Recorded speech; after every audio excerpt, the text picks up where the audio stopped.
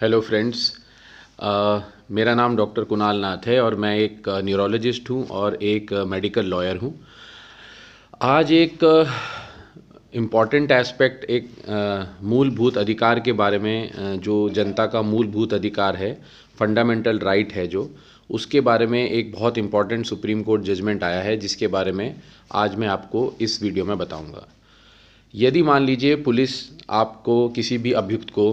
Arrest कर लेती है किसी ऐसे गुनाह में जिसमें उनको अरेस्ट करने का अधिकार है, कॉग्निजेबल ऑफेंस कहते हैं, बिना वारंट के,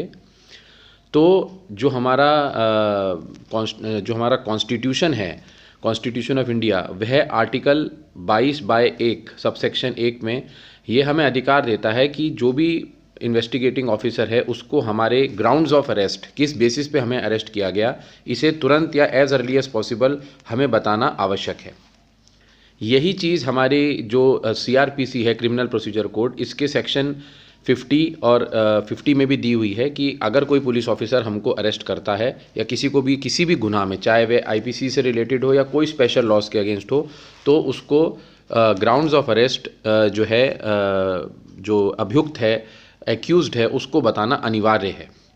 अभी honourable supreme court of India ने हाल ही में एक जजमेंट दिया, जिसमें जो बेंच थी वह अब जो माननीय chief justice of India BR गवाई साहब और जॉर्ज मसीह ऑगस्टीन साहब की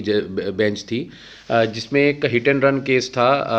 महाराष्ट्र का, Mihir Rajesh Jha versus state of Maharashtra, जिसमें उन्होंने ये बताया कि ना सिर्फ पुलिस वालों को या इन्वेस्टिगेटिंग टीम को आपको आपका ग्राउंड ऑफ अरेस्ट बताना ज़रूरी है, पर ये आपको लिखित में देना ज़रूरी है, और उस भाषा में लिखित में देना ज़रूरी है जो भाषा एक्यूज समझता है। मान लीजिए कोई हिंदी समझता है तो हिंदी में उन्हें लिखित ग्राउंड ऑफ अरेस्ट कि क्या गुनाह हमने किया है, किस बेसिस पे हमें अरेस्ट किया जा रहा है। अगर इंग्लिश समझता है तो इंग्लिश में, मराठी समझता है तो मराठी में, और ये कब तक देना है। ऐसा नहीं है कि आप इसको बहुत समय तक टाल सकते हैं। 24 घंटे के अंदर अंदर अब एक्यूज्ड को मजिस्ट्रेट साहब के सामने पेश करना पुलिस के लिए ज़रूरी होता है, और मजिस्ट्रेट साहब को पेश करने से 2 घंटे पहले तक यदि पुलिस या इन्वेस्टिगेटिंग ऑफिसर आपको रिटन ग्राउंड ऑफ अरेस्ट नहीं देता है, तो ये जो अरेस्ट है ये इनवैलिड हो जाता है और एक्यूज्ड को छोड़ना पड़ेगा पुलिस को।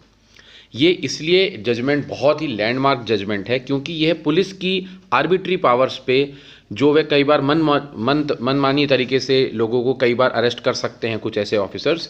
तो उसके ऊपर ये रोक लगाता है कि अगर कोई भी गुनाह है किसी भी स्टैट्यूट में, लॉ में, IPC में या कोई भी स्पेशल लॉ में आपने किसी को अरेस्ट किया है, एज अर्ली एज पॉसिबल आपको रिटन में उसकी भाषा में, समझ में आने वाले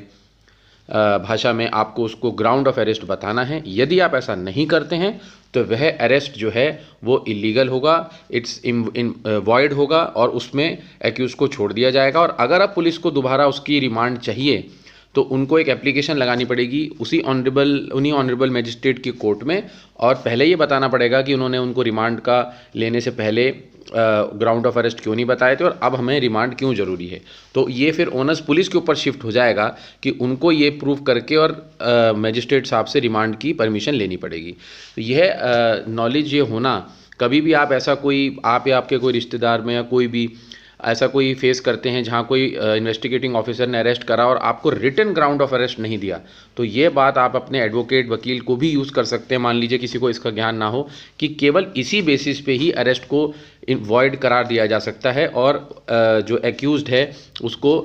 छोड़ा जा सकता है। ये मेरा इंटरप्रिटेशन है इस जजमेंट का, जो बहुत मेरे हिसाब से इम्पॉर्टेंट जजमेंट है इंडियन सिटीजन्स के लिए। बट इसकी इंटरप्रिटेशन के लिए मैं कहूँगा ज़रूर आप अपने जो एडवोकेट या एक्सपर्ट लीगल ओपिनियन, उनसे भी ज़रूर सलाह लें इस पर कंक्लूजन बनाने से पहले। बट अपने मूलभूत अधिकारों के, खास करके अरेस्ट एंड डिटेंशन से रिलेटेड, ये एक बहुत लैंडमार्क जजमेंट है। तो ऑनरेबल सुप्रीम कोर्ट का हम बहुत बहुत शुक्रिया अदा करते हैं इसके लिए। धन्यवाद।